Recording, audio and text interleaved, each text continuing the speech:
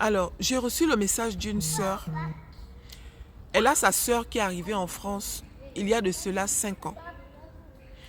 Quand la sœur était en Afrique, tout allait bien. C'est juste que son rêve était de venir en Europe.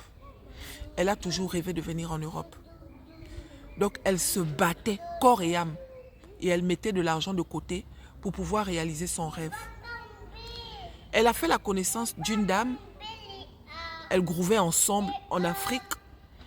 Et la dame est venue en France. C'est comme ça que la dame lui propose que quand tu vas venir, tu peux venir descendre chez moi. J'ai de la place. Elle dit ok. Dieu a fait grâce, elle est venue en France. Et quand elle arrive chez la dame, elle trouve que la dame en question, elle vend le piment. C'est une femme qui se prostitue. Et c'est comme ça que sa copine lui dit, moi c'est comme ça que je vis. Hein. Donc tu suis seulement.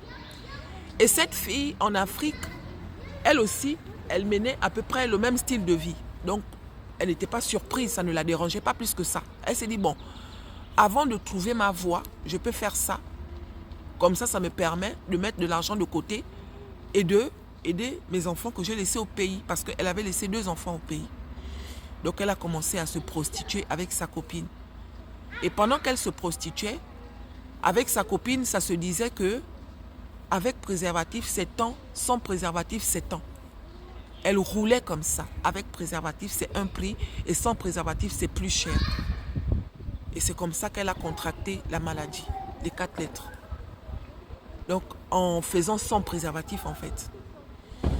Elle a commencé à maigrir, elle a commencé à... C'est comme ça que la copine a dit que, ah, tu ne vas pas venir mourir dans mes bras. Mieux, tu rentres au pays parce que, voilà. Ils l'ont envoyé au pays. Ils sont rentrés à l'indigénant, à gauche et à droite, tout ça.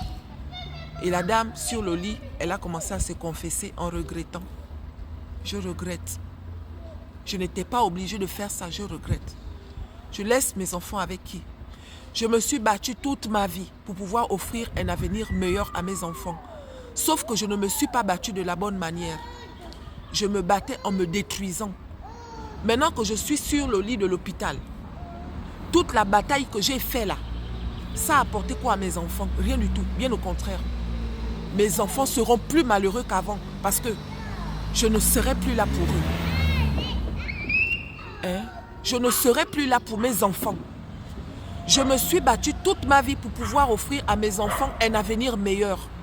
Mais je ne me suis pas battue de la bonne manière. Mes chéris, vous n'êtes pas obligés de faire certaines choses. Dans la vie, on a toujours le choix.